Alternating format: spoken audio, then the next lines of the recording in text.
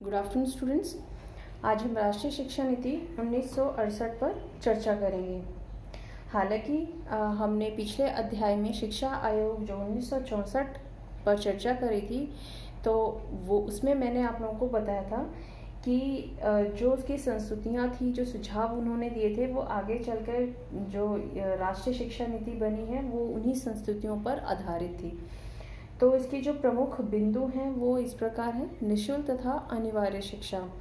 निःशुल्क और अनिवार्य शिक्षा में यहाँ बात की है कि जो संविधान की धारा 45 है उसके अनुरूप कहा गया है कि 14 वर्ष के आयु तक के सभी बालकों को निःशुल्क और अनिवार्य शिक्षा प्रदान की जाए, और साथ ही प्रत्येक विद्यालय यह सुनिश्चित करे कि उनके विद्यालयों में अपव्यय और अवरोधन जैसी जो गतिविधियां हैं वो कम हो।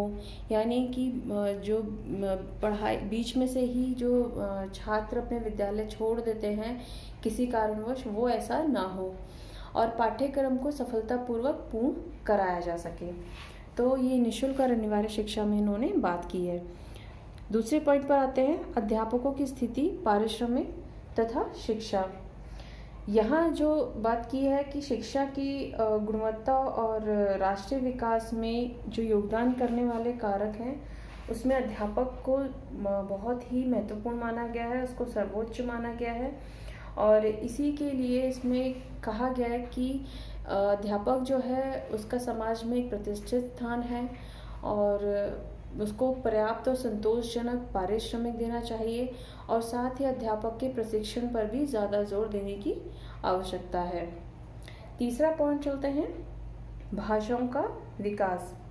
भाषाओं के विकास में उन्होंने क्षेत्रीय भाषा के विकास पर बल दिया है, जिसमें हम बात करें शैक्षिक तथा जो सांस्कृतिक विकास के लिए जो भारतीय भाषाएं हैं उनका विकास करना आवश्यक है।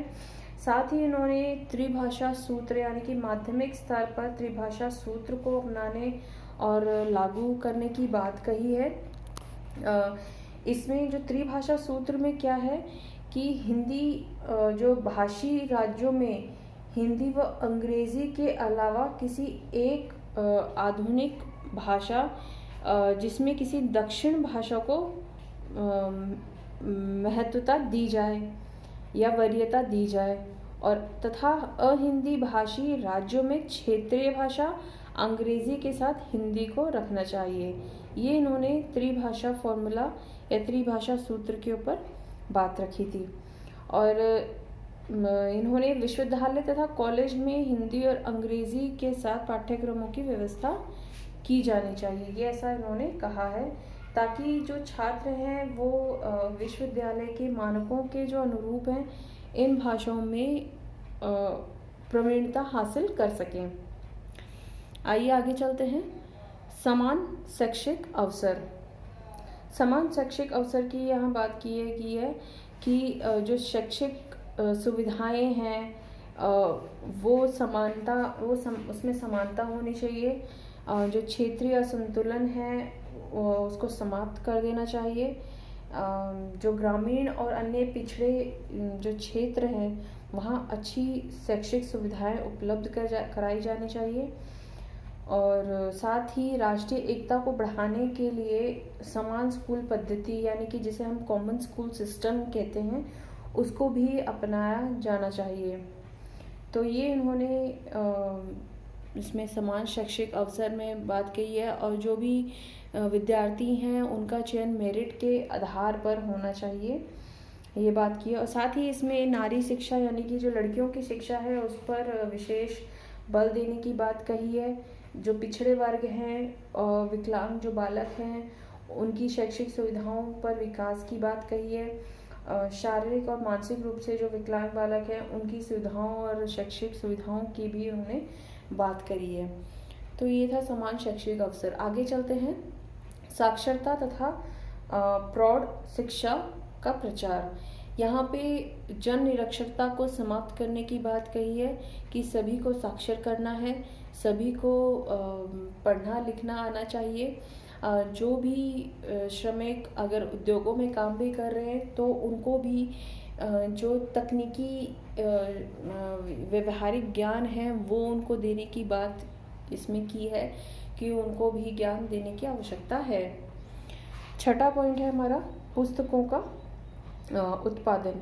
पुस्तकों के उत्पादन में इन्होंने ये कही है कि जो प्रोत्साहन तथा पारिश्रमिक दिया जाता है, जैसे जो श्रेष्ठतम लेखक हैं जो आकर्षित करके पुस्तकों की उनको आकर्षित जो करते हैं अपनी पुस्तकों से, तो उन पुस्तकों में गुणवत्ता का सुधार किया जाना चाहिए और उनका मूल्य इतना कम होना चाहिए कि जो साधारण छात्र हैं वो उन्हें खरीद सकें, उन्हें कोई दिक्कत ना आए, और ताकि इससे जो संपूर्ण राष्ट्र में एकता बनी रहे और हर वर्ग के बच्चों को आगे आने का मौका मिले।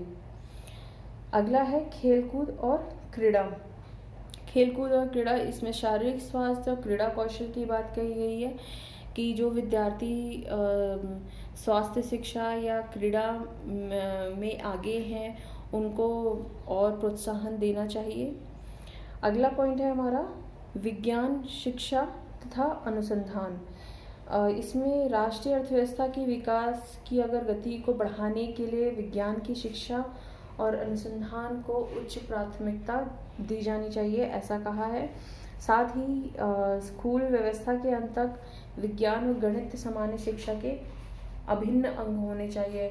तो इसमें विज्ञान और गणित पर काफ़ी जोर दिया गया है और साथ ही जो शोध करता है उन पर विशेष बल है कि उनको प्राथमिकता दी गई है और उनको प्रोत्साहित भी करने की यहाँ पे बात कही है। अगला पॉइंट है कृषि तथा उद्योगों के लिए शिक्षा।